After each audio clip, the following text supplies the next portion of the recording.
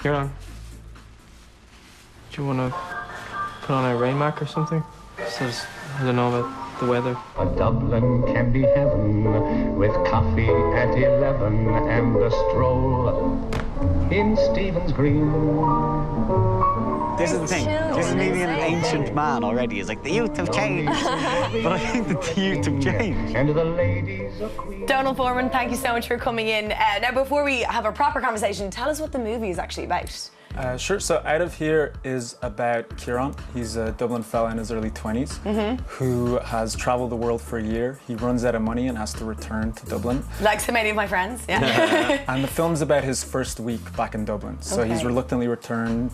He's broke. He's living back with his parents. He's trying to get back together with an ex-girlfriend. Oh no, yeah. And the film just kind of takes you on a journey through Dublin as he's kind of trying to find his place in the city again, and gives you kind of a bit of insight into how it is for young people in Dublin. And where did you actually draw your inspiration from? Because obviously this is a story that many people can relate to, and many people have friends who have kind of gone through and all that sort of stuff. So where did you draw inspiration for the characters and the storyline from? Yeah, well, originally I'd had the idea for quite a few years, and it was seeing friends go through similar experiences and just how hard it can be after you've kind of been away, returning and just feeling like everything pales in comparison, and you've had this experience your friends didn't have, and just and they've moved on with their lives as well in many ways. Exactly. Yeah. So there isn't quite the same place for you there, or you feel different now. Why do you feel the same? But like you're actually based in New York, so would you feel kind of like that a little bit when you come home?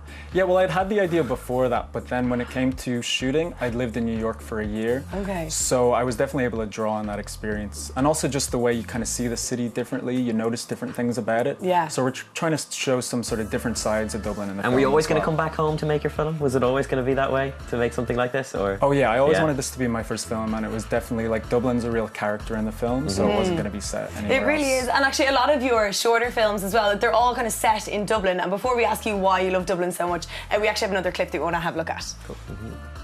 Stop being so intense. You're really intense? Yeah. This is how I look. How dare you accuse me of being intense? I've never been so offended in my life. You think you're really cool, don't you? Oh, very good. I'm just asking, is that the ex that he's trying to get back with, but it's a new girl. So why Dublin? Why do you love setting your kind of films here? Well, I suppose for me, growing up here, I just felt like I never saw any Irish films that related to my experience here, that reflected the Dublin that I knew or that my friends knew. So I really wanted to try and put that on screen. And I guess I feel like Dublin hasn't really been shown well or really explored in film. A lot of the time, a lot of films just use it as a backdrop to stories that could kind of be set anywhere. But I just wanted to do something really specific and make it a character and make it a feature.